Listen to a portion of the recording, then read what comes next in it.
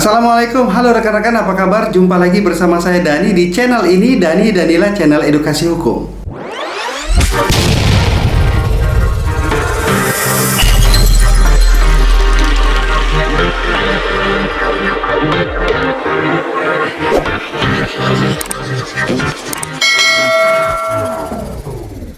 Dalam video kali ini saya akan membahas tentang apa sih perbedaan antara pemisahan dengan pemecahan sertifikat hak atas tanah. Barangkali ada di antara rekan-rekan yang sekarang menonton video saya sedang mengalami atau menjalani proses transaksi jual beli suatu hak atas tanah, baik sebagai penjual maupun sebagai pembeli, yang tanahnya itu masih merupakan satu hamparan dalam satu sertifikat induk.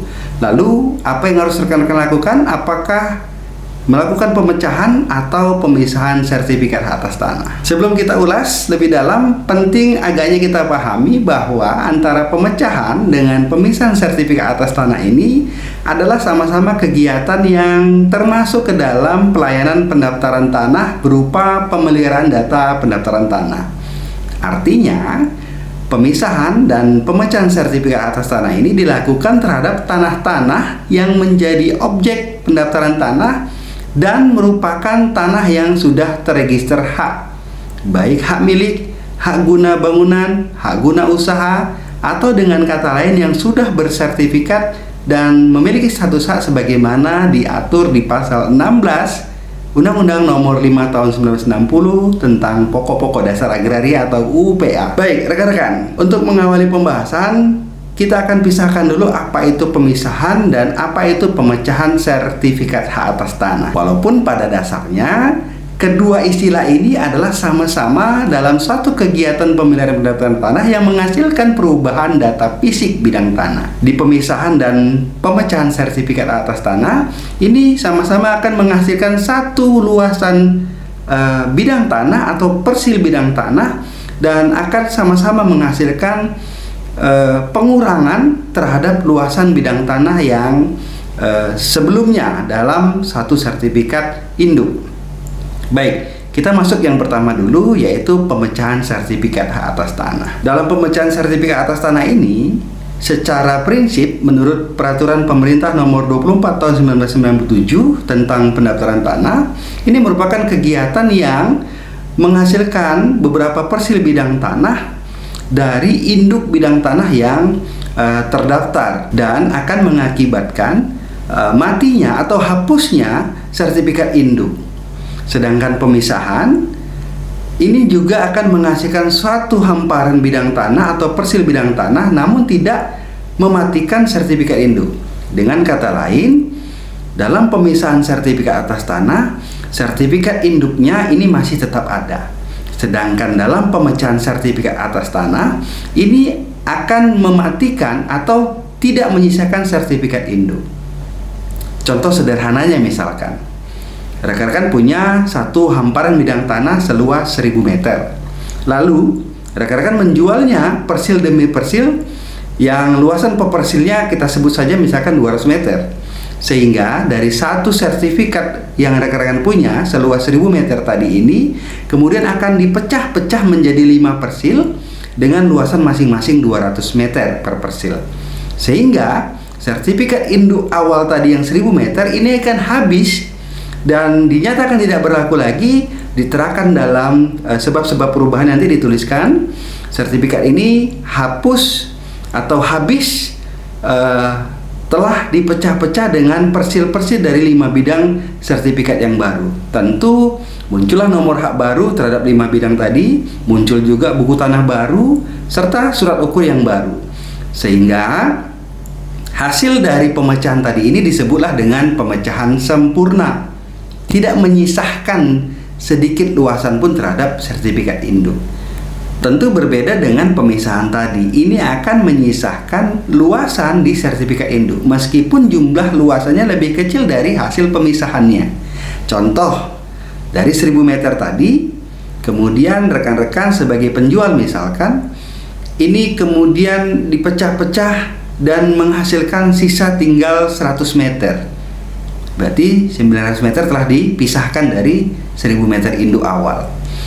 Nah, dalam 1000 meter induk awal ini kemudian akan diaksir atau akan dikeluarkan luasan dari pemisahan masing-masing sertifikat yang baru, sehingga pada akhirnya akan tercatat di dalam sertifikat itu adalah luasan hasil sisa terakhir setelah dikeluarkan atau dipisahkan persil-persil bidang barunya.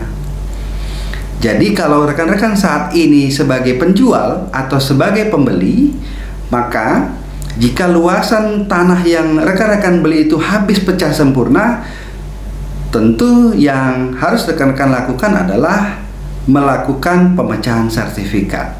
Artinya tidak ada sisa terhadap sertifikat induk si penjual.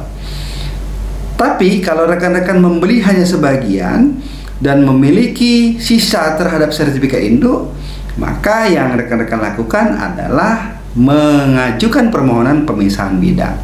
Perlu diingat, hasil pemecahan maupun pemisahan bidang ini masih mengacu terhadap status hak maupun subjek hak yang tertera di dalam sertifikat awal. Contoh, misalkan dalam pemecahan sertifikat tadi, satu sertifikat awal seluas 1000 meter dipecah-pecah secara sempurna menjadi 5 bidang, sehingga habislah sertifikat induknya menjadi 5 sertifikat baru dengan masing-masing luasan sebanyak 200 meter. Nama dan status hak yang ada yang tercantum di dalam sertifikat baru hasil pemecahan sempurna tadi tetap mengacu kepada nama dan status hak yang ada di dalam sertifikat induk. Kalau sertifikat induknya berupa hak guna bangunan, maka 5 sertifikat baru yang diterbitkan hasil pemecahan tadi juga berstatus hak guna bangunan. Begitu juga dengan nama subjek haknya atau pemegang haknya. Jika dalam sertifikat induk tertulis Ahmad Badu misalkan, maka 5 sertifikat yang hasil pemecahan tadi juga masih tertulis nama subjeknya adalah Ahmad Badu. Demikian juga dengan pemisahan. Sertifikat induknya tertulis Ahmad Badu, kemudian status haknya misalkan hak milik, maka hasil pemisahannya juga tertulis Ahmad Badu dan status haknya hak milik. Lalu bagaimana kalau rekan-rekan sebagai pembeli? Bagaimana caranya agar nama rekan-rekan bisa tercantum di dalam sertifikat pemisahan atau pemecahan tadi? Maka proses selanjutnya rekan-rekan harus melakukan penandatanganan akta jual beli di hadapan pejabat pembuat akta notaris atau PPAT dengan pihak yang namanya tercantum di dalam sertifikat induk tadi, baik sertifikat sisa dari pemisahan maupun sertifikat hasil pecah sempurna dari proses pemecahan sertifikat. Setelah akta jual beli ini dilakukan, ditandatangani, maka bawalah akta jual beli ini ke kantor pertanahan sebagai dasar untuk peralihan hak berdasarkan jual beli. Lalu di sana pelayanan yang dimohonkan adalah pelayanan balik nama berdasarkan jual beli. Baru kemudianlah muncul nama rekan-rekan sebagai pengganti nama pemilik yang tercantum di awal pemecahan ataupun di awal pemisahan tadi. Nama pemilik awalnya dicoret, kemudian disebab perubahan berdasarkan jual beli, akta nomor sekian, tanggal sekian, di hadapan PPAT siapa namanya, menuliskan rekan-rekanlah sebagai pemilik yang sah berdasarkan peralihan jual beli tadi. Untuk syarat-syaratnya dalam pemecahan maupun pemisahan sertifikat adalah sertifikat induk, kemudian identitas pemohon yaitu nama yang tercantum di awal. Lalu untuk proses balik nama jual belinya ini persyaratannya adalah sertifikat hasil pemecahan atau pemisahannya, kemudian akta jual beli asli yang ditandatangani tadi, lalu fotokopi KTP penjual dan pembeli, kemudian SPP TBB dan bukti pembayaran BPHTB serta PPh terkait dengan pajak yang diatur di Undang-Undang Nomor 28 Tahun 2009 tentang pajak dan retribusi daerah. Penting untuk dipahami juga bahwa dalam kaitan kegiatan pemecahan maupun pemisahan sertifikat atas tanah ini, bila mana sertifikat induknya ini masih dalam pengikatan hak tanggungan, maka salah satu syarat wajib yang harus dipenuhi sebelum mengajukan permohonan pemisahan maupun pemecahan sertifikat adalah izin tertulis dari pemegang hak tanggungan. Tentu ini berkorelasi terkait dengan hak dan kewajiban debitur dan kreditur dalam prosesi hak tanggungan. Dalam hal luasan objek hak tanggungan berkurang, apakah kemudian nanti akan berefek atau berimbas kepada nilai jaminan hak tanggungannya. Maka oleh karenanya surat izin tertulis dari pemegang hak tanggungan menjadi prasyarat mutlak dalam mengajukan permohonan pemecahan maupun pemisahan sertifikat hak atas tanah. Selain pemisahan dan pemecahan sertifikat atas tanah, ada juga istilah penggabungan sertifikat atas tanah. Ini juga merupakan bagian dari pelayanan pendaftaran tanah berupa pemeliharaan data pendaftaran tanah. Artinya sama, suatu pelayanan yang merubah atau mengakibatkan berubahnya data fisik. Dalam penggabungan ini secara sederhana dapat dipahami bahwa ada beberapa persil bidang tanah yang sudah terdaftar dan kelaziman ini berdekatan letak bidang tanahnya dan bisa dijadikan satu hamparan, maka ini yang akan dilakukan penggabungan antara sertifikat A, sertifikat B, sertifikat C, lalu dijadikan satu menjadi satu sertifikat sehingga sertifikat A, B, dan C tadi ini dimatikan, dijadikan satu sertifikat baru dengan nomor hak baru dengan status yang mengacu kepada penggabungan sertifikat yang sama tadi A, B, dan C, dan buku tanah baru serta surat ukur baru. Dalam konteks penggabungan ini, tentu yang dapat digabungkan adalah status hak atas tanah yang sama statusnya. Tidak bisa misalkan sertifikat A hak guna bangunan, sertifikat B hak milik, sertifikat C HGU.